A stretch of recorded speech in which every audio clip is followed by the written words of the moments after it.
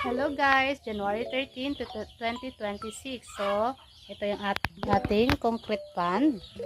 Ayan. Kung nakikita nyo yung ating mga isda, ito is second day na siya. So, tomorrow is mag-change tayo ng water. So, ganito karumi ang second day. So, ayan. Bali, ngayon is 12 noon. So, hindi ko sila pinapakain pag tanghali. So, ang pakain ko dito is morning lang at hapon. So, as you can see, ito, nalalaki na siya. So, kung nakikita nyo itong aking video, ito ay ginagawa ko parang documentary lang ng aking concrete pan. So, hihintayin ko hanggang humarbis ako ng aking hito.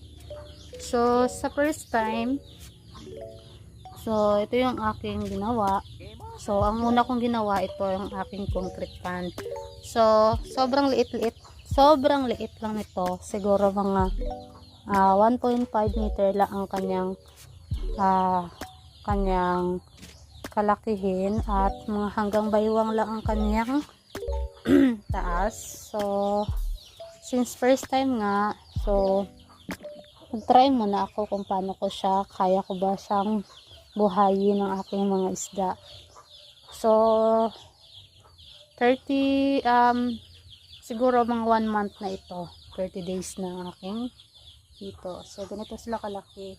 So, ang pinapakain ko lang dito is yung feeds lang. So, sa susunod ipapakita ko kung paano sila magkain ng karne. So, ayan, pinapakain ko na rin sila pero hindi kasi ako nakagawa ng video. So, ayan.